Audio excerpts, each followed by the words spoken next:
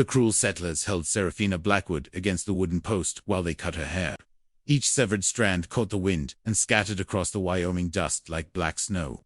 Her 3 children watched from where they sat, bound nearby. 12-year-old Juniper kept her eyes fixed on her mother's face. 8-year-old Moses strained against the ropes until his wrists bled. 4-year-old Celia whimpered behind the gag they had tied across her mouth. Cornelius Hartwell stepped back and wiped the blade on his vest. The September sun beat down merciless and white. Seraphine's scalp showed pink through the stubble where her crowning glory had been. "This land belongs to decent folk now," Hartwell said. His voice carried the flat certainty of a man who had never questioned his own righteousness. "You and your spawn can think on that while you die." The 5 men mounted their horses. Dust clouds rose behind him as they rode toward the horizon.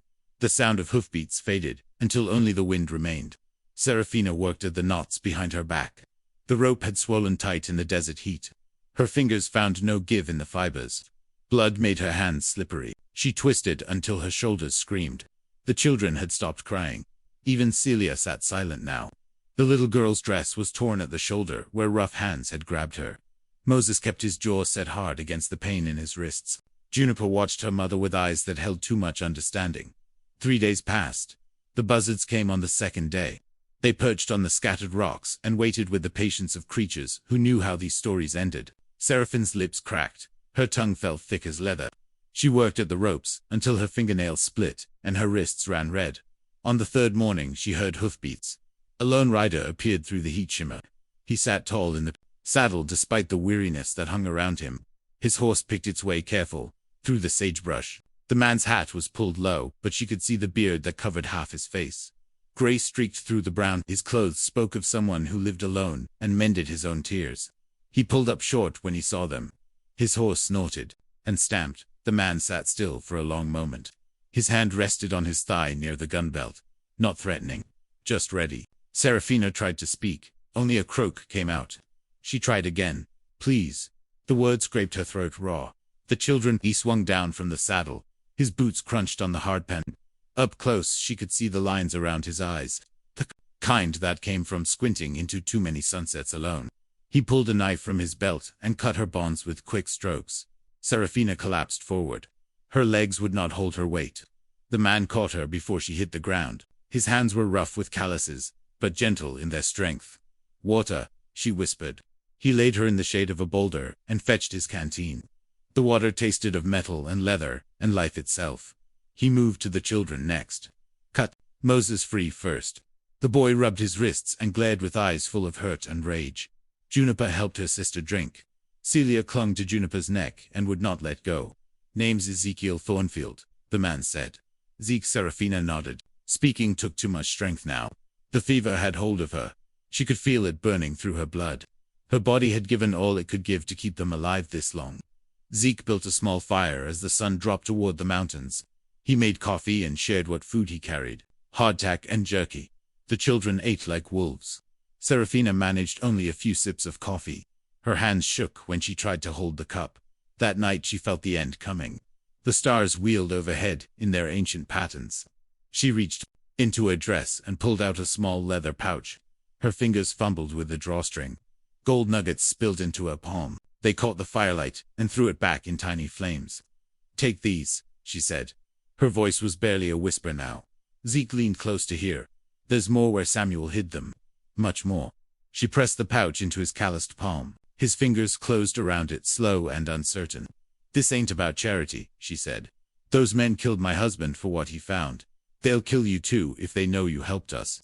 Zeke looked at the gold, then at the children sleeping by the fire. Moses had pulled Celia close. Juniper lay with one arm across them both, even in sleep, still protecting, still watching over the ones she loved. "Why should I care what happens to you?" Zeke asked. The question came out harder than he meant it. Seraphine's eyes found his in the firelight. "Because you stopped," she said. "Most folks would have ridden on by, but you stopped." She coughed and tasted copper. Time was running short now. The fever burned behind her eyes. "Juniper knows where Samuel hid the rest," she said. "But promise me first. Promise you'll treat them like your own children. Not like charity cases. Not like a burden. Like they belong to you." Zeke stared into the fire. The flames danced and threw shadows. across his weathered face. Somewhere in those shadows, she could see the war he was fighting with himself, the part that wanted to walk away from trouble, the part that could not leave 3 children orphaned in the wilderness. "I promise," he said finally. Serafina closed her eyes. The weight she had carried for so long began to lift from her shoulders. Her babies would live. That was enough. That was everything. She died just before dawn, with her hands still clasped around Zeke's fingers and the gold nuggets warm between their palms. Zeke wrapped Seraphine's body in his spare blanket. The children watched him dig the grave in silence. Moses picked up stones to mark the spot. Juniper braided wild grass into a small cross. Celia held tight to her sister's skirt and would not look at the mound of earth. The wagon ride to Zeke's ranch took 2 days. The children sat in the back among his supplies. No one spoke much. The wheels carved ruts through dust that had not seen rain in weeks. Zeke's horse plodded steady and patient. The animal seemed to understand the weight they all carried. Copper Ridge appeared first, a smoke rising from chimneys. Then the buildings took shape against the brown hills. A handful of stores, a church with a crooked steeple, houses scattered along the main street, like dice thrown by a careless hand. People stopped what they were doing when the wagon passed. Their eyes followed the 3 dark faces in the wagon bed. Whispers started before the dust settled. Zeke felt the weight of those stares. He kept his own eyes fixed on the road ahead. Sheriff Tobias Crane stepped out of his office. His badge caught the afternoon sun. He was a thick man with hands that looked comfortable around trouble. His mustache drooped over a mouth that rarely smiled. "Zeke," Crane's voice carried across the street, "got a word for you." Zeke pulled the wagon to a stop. The children pressed closer together in the back. Juniper's arm went around Celia's shoulders. "These, the Blackwood children?" Crane asked. He did not bother to lower his voice. Half the town could hear him. "They are. Heard their mama passed." "She did." Crane walked closer to the wagon. His boots made soft sounds in the dust. "Lot of folks wondering what your plans might be." Zeke met the sheriff's eyes. "Taking them home." "Your home." "That's right." Crane scratched his chin. The sound was loud in the quiet street. "Might be some who don't care for that arrangement. Might be some who need to mind their own business." The 2 men stared at each other. The moment stretched tight between them. Finally, Crane stepped back. His hand rested on his gun belt. Not threatening, just present. "Just saying," Crane said. "Might want to think careful about the bed you're making." Zeke clicked his tongue and the horse moved forward. The wagon wheels started their slow grinding again. Behind them the whispers grew louder. Reverend Atticus Clay waited on the church steps. His black coat hung loose on his thin frame. His face held the kind of concern that came with conditions attached. "Brother Thornfield," Clay called out. "A moment of your time." Zeke stopped the wagon again. Clay approached with his hands clasped behind his back. His eyes took in the children with practiced assessment. "Heard about your burden," Clay said. "Christian thing you did. Helping those poor souls." Zeke said nothing. "Of course, long-term care is another matter entirely," Clay continued. "I've been in touch with the Methodist orphanage in Denver. Good Christian folks. Know how to handle children of this particular background. They're staying with me." Clay's eyebrows lifted. "Now, brother, I understand the impulse. But surely you see how this arrangement might cause difficulties. For you, for them, what difficulties?" "Well," Clay glanced around at the faces watching from doorways and windows. "This is a small community. People have expectations, ways of doing things." Zeke gathered the reins in his hands. The leather creaked under his grip. "Reverend, I made a promise to their mother. I aim to keep it. Promises made in extremity don't always translate to practical wisdom. This one does." Clay stepped closer. His voice dropped lower. "Think about what's best for those children, Ezekiel. They need to be with their own kind. Learn their proper place in the world." Moses shifted in the wagon bed. His young face had gone hard around the edges. Juniper's hand tightened on Celia's shoulder. The little girl seemed to sense the tension without understanding its source. "Their place is with me," Zeke said. He clicked to the horse, and the wagon rolled away. From the church steps, the ranch sat in a valley carved by wind and time. The house was built from logs and stones pulled from the creek bed. Smoke rose from the chimney. The barn needed new shingles, but stood solid against the weather. Cattle dotted the pasture beyond the fence posts. Zeke helped the children down from the wagon. They stood close together and stared at the place that was supposed to become home. The silence felt fragile, ready to shatter at the first wrong word. "Hungry?" Zeke asked. Celia nodded. Moses kicked at a clod of dirt. Juniper studied the house and barn with careful eyes, taking inventory, looking for dangers. Inside the house showed the marks of a man living alone. Dishes stacked in the sink, clothes draped over chairs, dust on surfaces that went untouched for weeks, but the floors were clean. The windows let in good light. The fireplace drew properly and threw heat into the corners.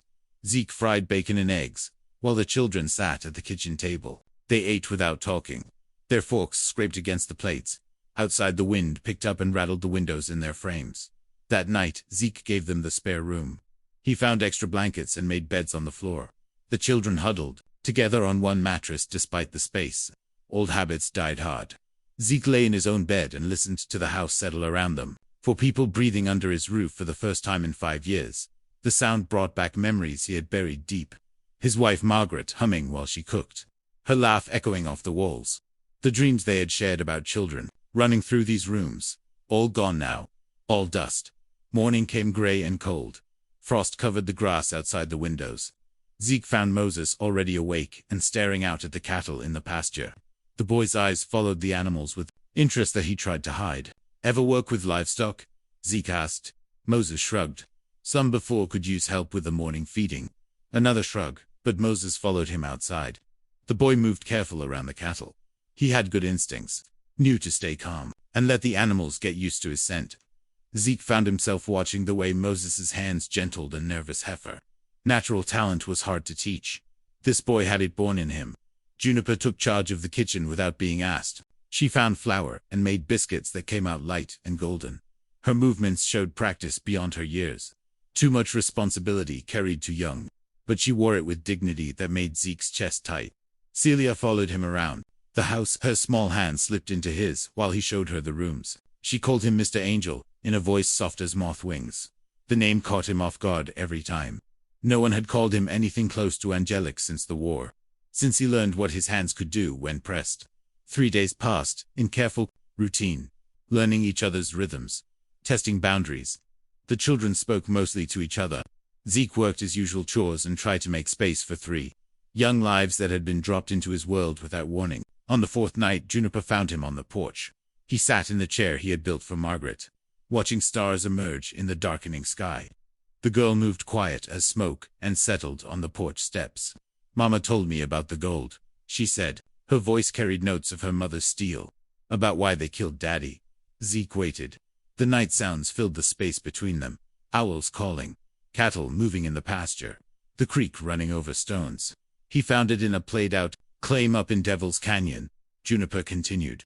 "Nuggets big as bird eggs. More gold than we ever dreamed of. Why didn't he report it proper?" He tried, but the claim office wouldn't register it under his name. Said the land was designated for white settlement only. Juniper's hands twisted in her lap. So he registered it under a false name. Samuel. White figured no one would look too close at the paperwork. The wind stirred the grass around the porch. Somewhere in the distance, a coyote howled. "Hartwell found out somehow," Juniper said. "Came to our place 6 months ago. Said Daddy had been claim jumping. Said he was going to make an example." She stopped talking. The silence stretched between them. Zeke could fill in the rest. Had seen enough violence in his time to know how these stories ended. "They shot him in front of us," Juniper whispered. "Made us watch. Then they said they'd be back for Mama and the rest of us when they got around to it." Zeke's hands gripped the arms of his chair. The wood creaked under the pressure. "That's why we were running," Juniper said. "Trying to get to Denver. Find help from the territorial government. But they caught us first." She reached into her dress and pulled out a folded paper. The edges were worn soft from handling. She held it out to Zeke. "Daddy's map," she said. "Shows where he hid the rest of the gold. Enough to set us up for life. Or get us all killed." Zeke took the paper, but did not unfold it. The weight of it seemed heavier than gold should be. "Why tell me this?" he asked. Juniper stood and brushed dust from her skirt. "Because Mama said you were different. Said you had honest eyes." She paused at the door. "But mostly because we got nowhere else to go." She went inside and left Zeke alone with the map and the stars and the weight of promises made to dying women. In the distance, thunder rumbled, though no clouds showed. In the sky, storm coming. He could feel it in his bones.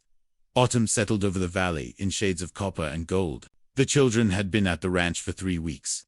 Routines grew between them, natural as grass after rain. Moses rose before dawn to help with the cattle. His anger found purpose in physical work. Sweat and effort burned clean where words could not reach. Juniper managed the household accounts with a head for numbers that surprised Zeke. She could cipher better than most grown men he knew. Her small hands wrote neat columns of figures. Income and expenses balanced to the penny. The ledger books held secrets she passed without being taught. Celia drew pictures on scraps of paper. Stick figures holding hands under yellow suns. A tall man with a hat. 3 children standing close together. She left these drawings around the house where Zeke would find them. On his pillow, tucked into his coat pocket. Silent messages from a heart too young for words. The morning air carried frost warnings. Winter would come early this year. Zeke could read the signs in how the cattle gathered near the barn. How the horses grew thick coats ahead of schedule. The land held its breath and waited for snow that would lock them all together until spring. Moses learned to gentle the horses with touches instead of force. His hands moved patient over their necks, speaking in tones that calmed their nerves. The boy had found something worth caring for again.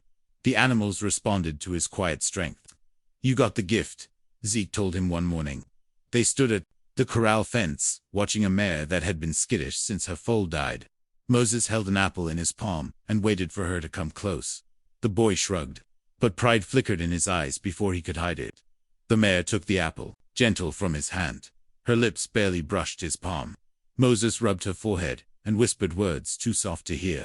The horse's eyes went calm and trusting.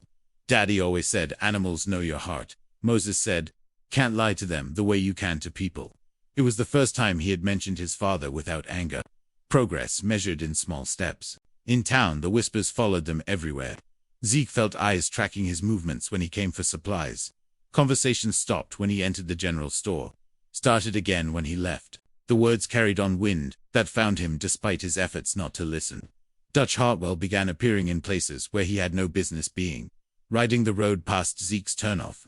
Sitting his horse on the ridge above the pasture. Always just far enough away to claim innocence. Close enough to send a message. The young man had his father's cold eyes. The same sense of entitlement, worn casual as everyday clothes. He watched the ranch with the patience of a predator studying prey. Zeke checked his rifle twice each night before bed. Oiled the action until it worked smooth and silent. Old habits.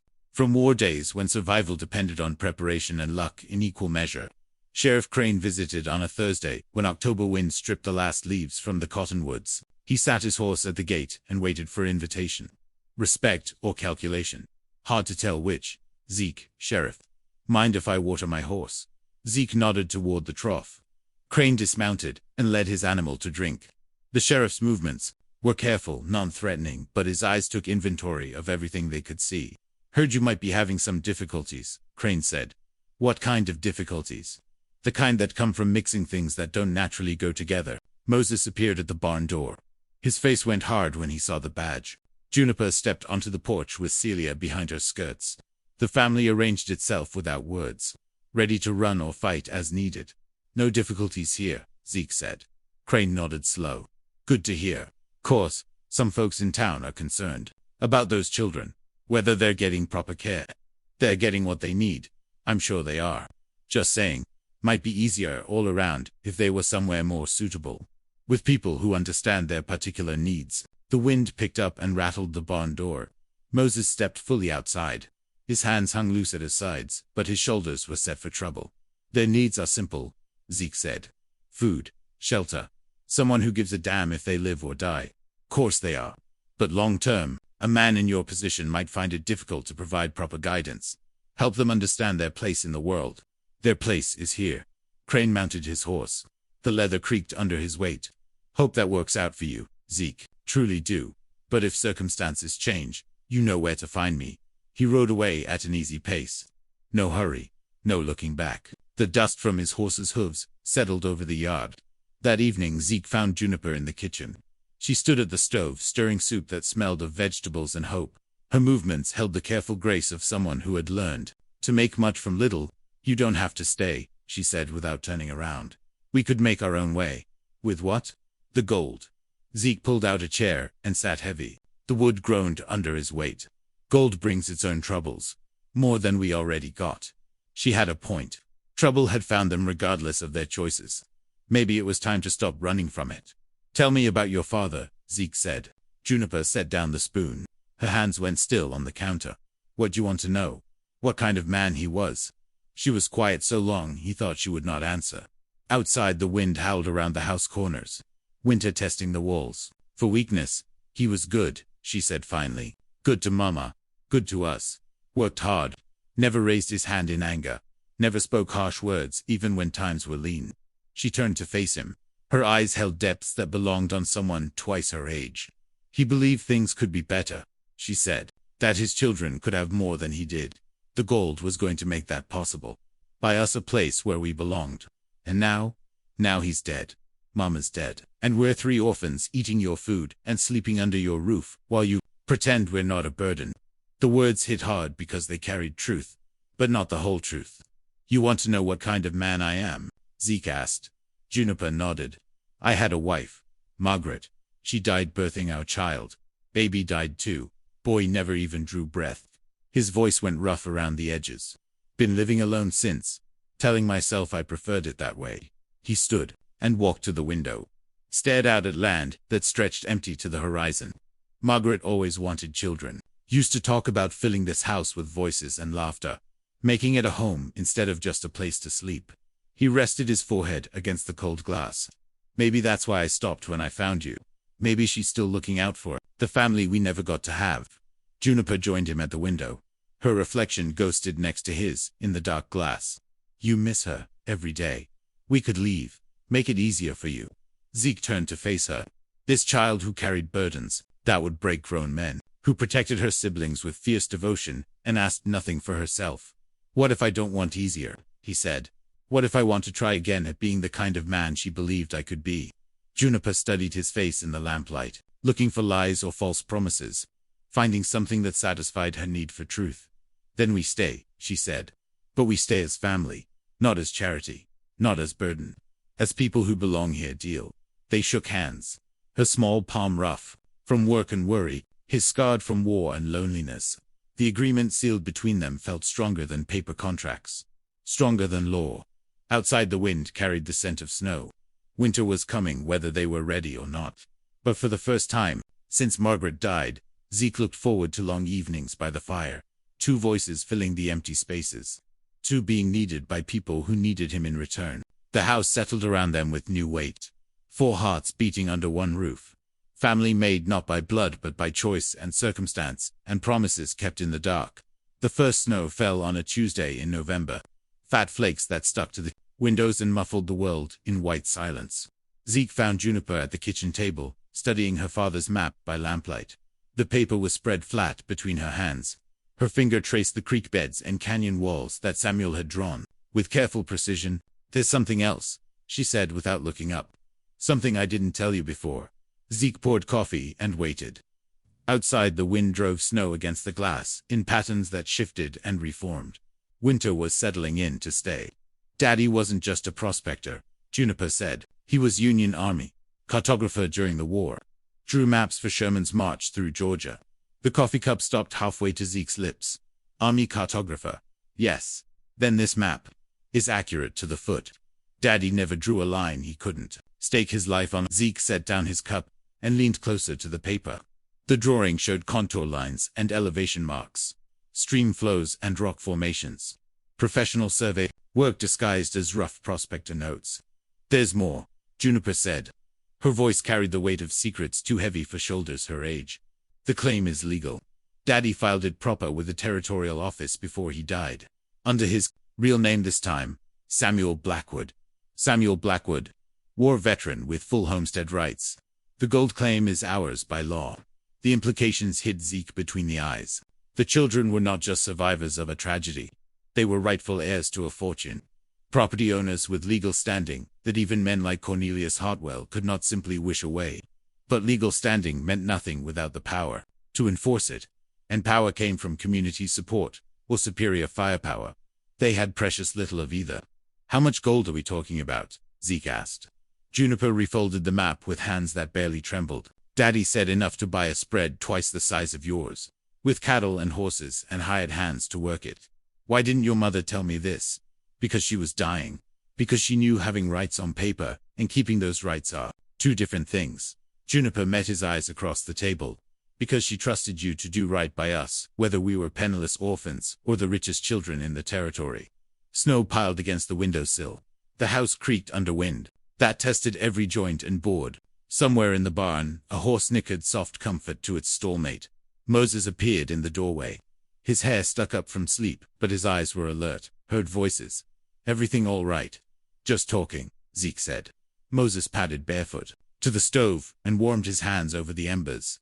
He had grown 2 inches since coming to the ranch. Good food and honest work, putting meat on his bones and strength in his shoulders. About the gold, Moses said. It was not a question. Juniper nodded, told him about Daddy's real job, about the legal claim. Moses absorbed this information with the stoic acceptance of someone who had learned not to put faith in justice. Don't matter what papers say, if nobody's willing to honor them. Might matter to a territorial judge, Zeke said. Or federal marshals. Might if we live long enough to find out. The boy had a point. Legal remedies took time. Time they might not have, if the Hartwells decided to finish what they started. A sound from outside made them all freeze. Hoofbeats in the snow. Multiple riders moving slow and careful. Zeke blew out the lamp and moved to the window. Peered through a gap in the curtains. 3 men sat their horses at the edge of the yard. They made no move to approach the house. Just waited in the falling snow, while their mounts stamped and snorted clouds of vapor into the cold air. Dutch Hartwell, Zeke whispered. The young man sat straight in his saddle, despite the weather. His hat brim channeled snow off his shoulders. Even at this distance, his pale eyes seemed to bore through the darkness toward the house. He knows we're awake, Moses said. Can see our tracks in the snow from the barn. The riders sat motionless. For long minutes, a message delivered without words. We know where you live. We know when you sleep.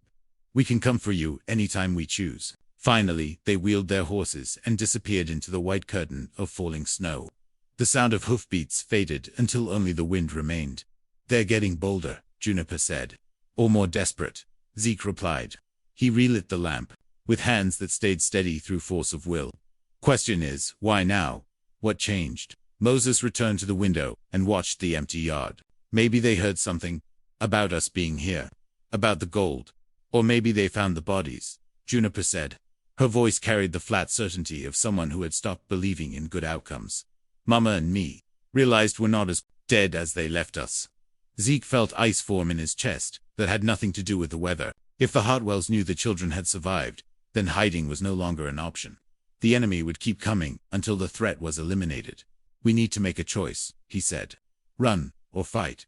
Where would we run to? Moses asked. They got friends in every town between here and Denver. Sheriffs in their pocket. Probably half the territorial government too. Then we fight. 3 children and a broken-down rancher against the Hartwell gang. Juniper shook her head. Mama didn't save us just so we could throw our lives away on hopeless causes. Zeke studied the map still spread on the table. Samuel's precise drawings showed every canyon and creek in the territory, every hiding place and escape route. But they also showed something else. Your father was smart, he said. Filed the claim, legal before he died. That means there's a record. Official documentation that you children are the rightful owners. Paper won't stop bullets. No, but it might bring help from people who care about law and order, federal marshals, territorial judges. Men who answer to Washington instead of local politics. Juniper leaned forward. What are you thinking?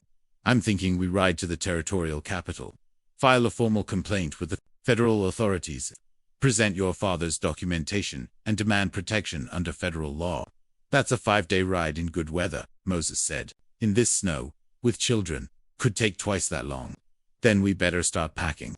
Celia appeared in the doorway, rubbing sleep from her eyes. Her nightgown puddled around her bare feet. She looked at the 3 serious faces around the table and understood without being told that something important was happening. We leaving Pazik? She asked. The words hit him like a physical blow. Pazek. When had she started calling him that? When had he started thinking of himself that way? Maybe, little bird. Just for a while. She climbed into his lap and pressed her face against his chest. Her small body was warm and trusting. Everything worth protecting in the world. I don't want to go, she whispered. I like it here. This is home. Zeke's arms tightened around her. I know, sweetheart. I like it here too. But outside, the wind howled promises of storms to come. And somewhere in that wind rode men who would kill them all for the crime of existing in a place they were not wanted. The choice was simple. Fight for the right to call this place home, or surrender to forces that would scatter them to the winds. Moses moved to the gun cabinet and checked the rifle loads. Juniper studied the map and calculated distances. Celia dozed in Zeke's arms, while snow piled deeper on the windowsills. By morning, they would have to decide: stand and fight, or run toward uncertain sanctuary. The clock on the mantel ticked toward dawn, each second bringing them closer to a future that would test everything they had learned about courage and family, and the price of belonging somewhere in an unforgiving world. The storm broke 3 days later.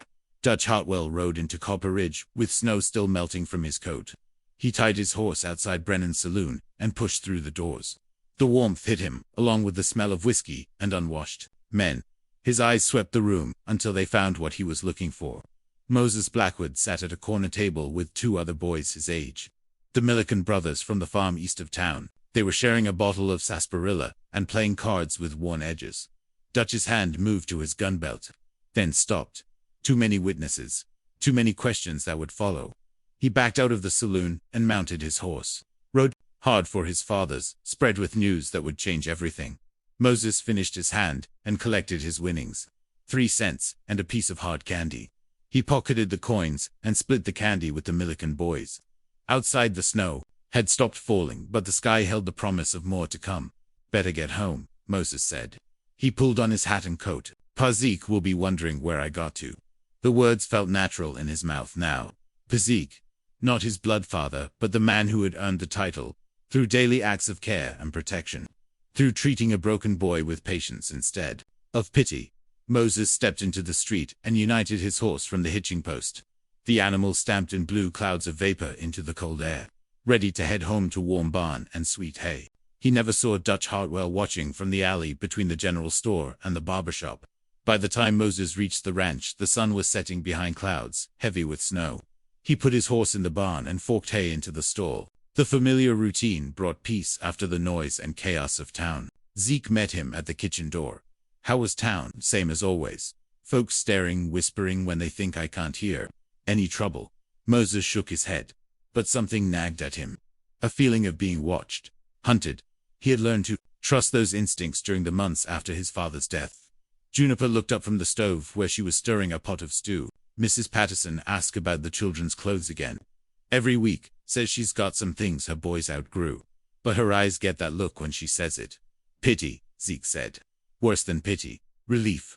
Like she's glad her problems are simple compared to ours. Celia ran from the front room, where she had been playing with her cloth doll.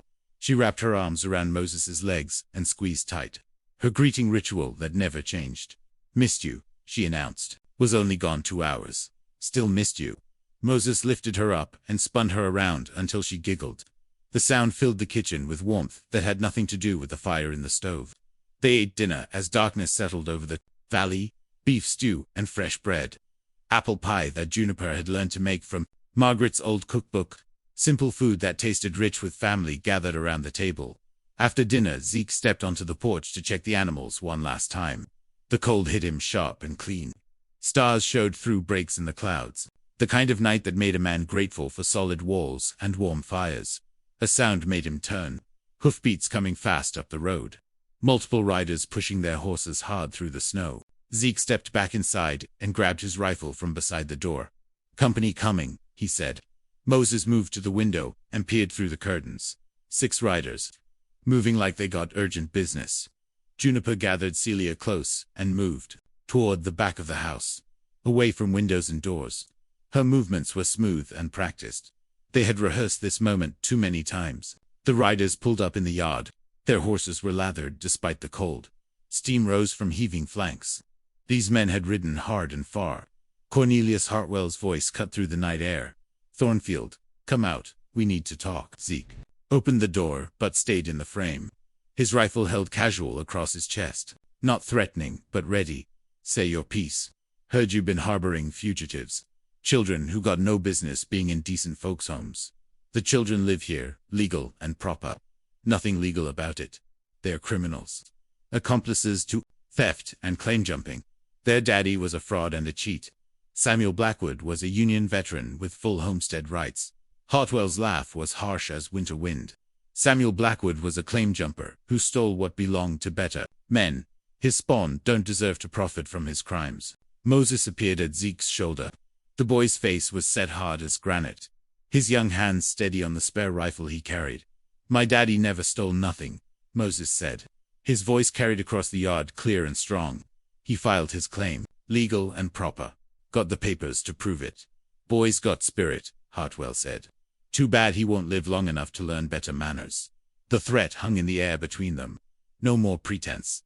No more dancing around the truth. This was about murder and theft, about powerful men taking what they wanted from those too weak to stop them. "You got no authority here, Hartwell," Zeke said. "No warrant. No badge. Just greed and hate. Don't need authority to clean up my own land. This ain't your land. Everything in this valley belongs to me." One way or another, Zeke felt the moment balance on a knife's edge. Words had run their course. What came next would be settled with lead and powder, and the will to use them. Then Juniper stepped into the doorway beside him. Her small frame looked fragile next to his bulk, but her voice rang with authority that belonged to someone twice her age. "Mr. Hartwell," she said, "you made one mistake when you killed my parents." "What's that, girl?" "You left witnesses." She held up a folded paper. Even at this distance, the official seal was visible in the lamplight streaming from the house. "Federal warrant," she said. "Sworn out yesterday at the territorial capital.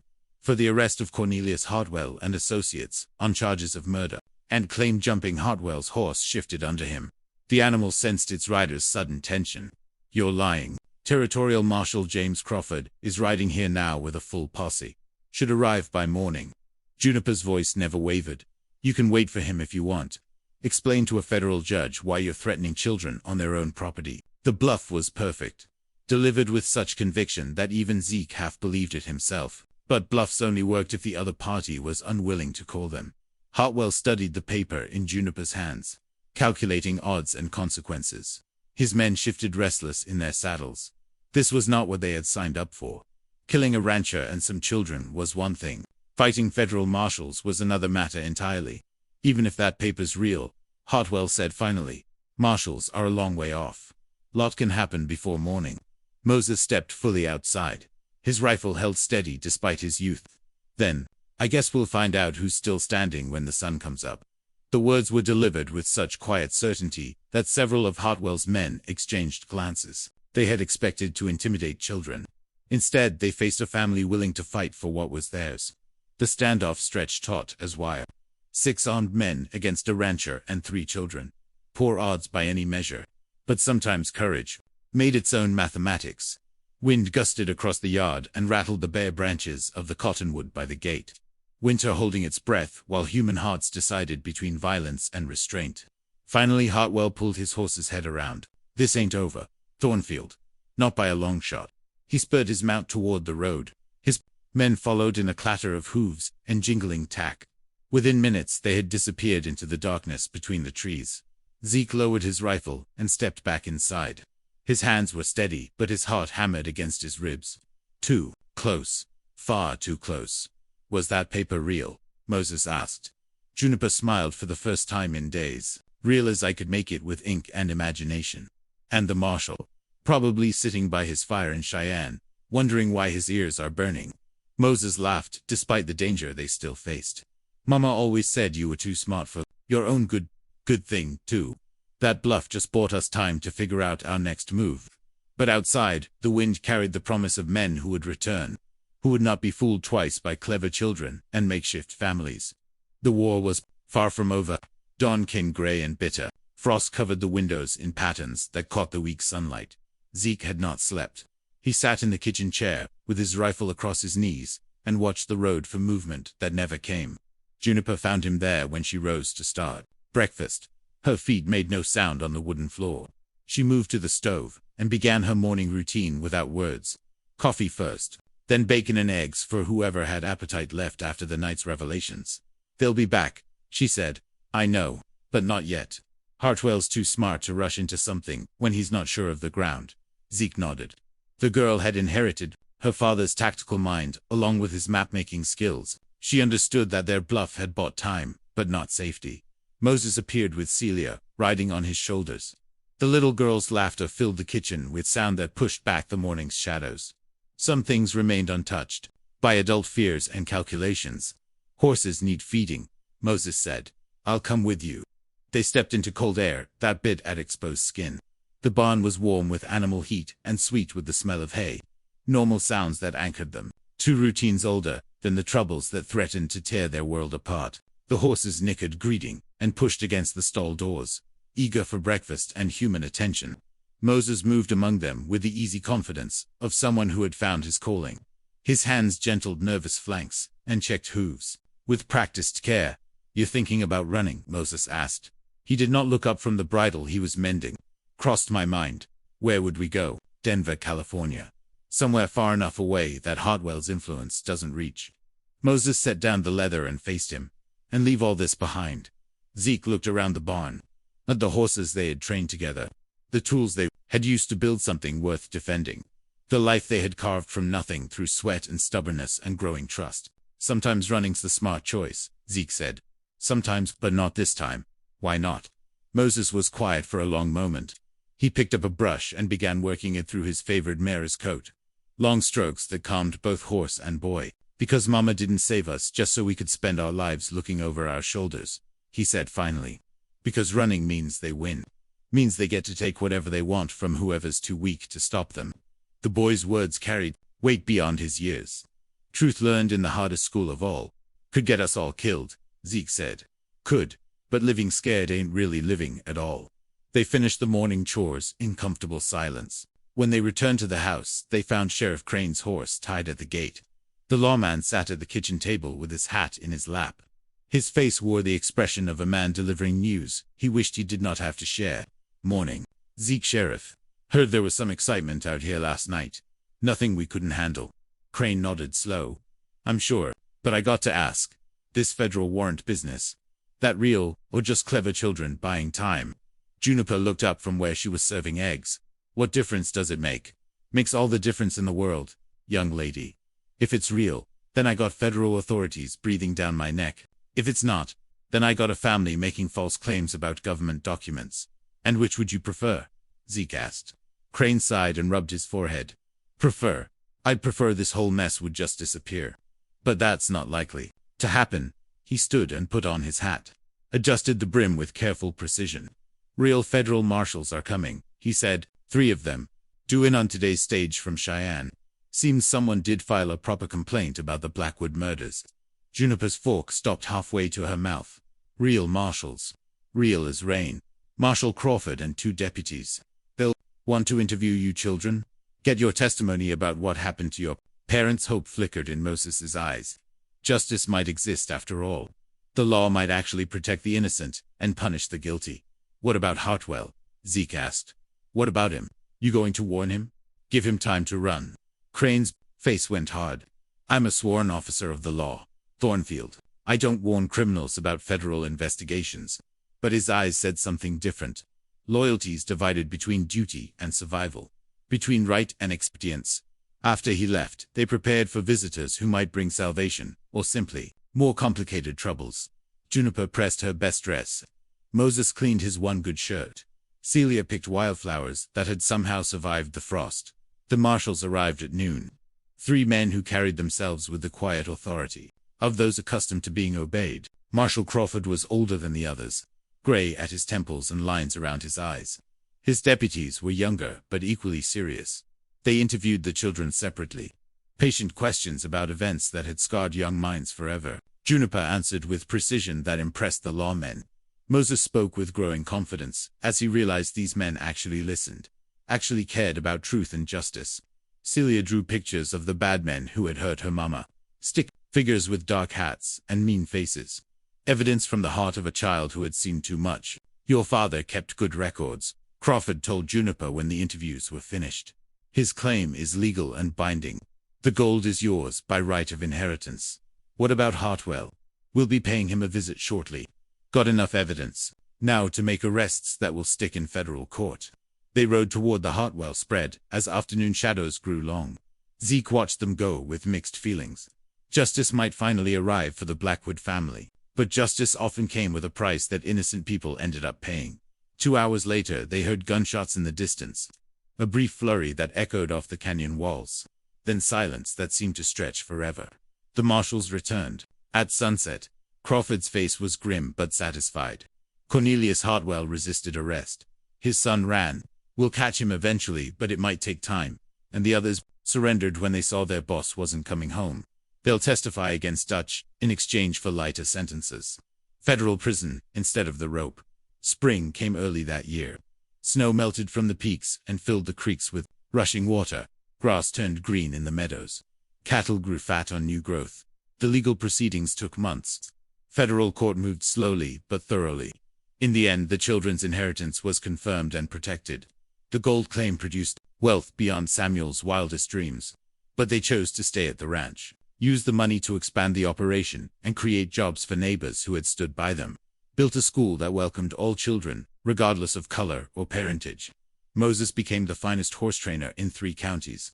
His gentle methods produced animals that responded to voice commands instead of whip and spur. Juniper managed the ranch books and investments with skill that impressed bankers in Denver. Celia grew into a young lady whose laughter still filled every room she entered. Zeke adopted them formally when the legal dust settled. The papers made official what had been true in their hearts for months. They were family, not by blood, but by choice.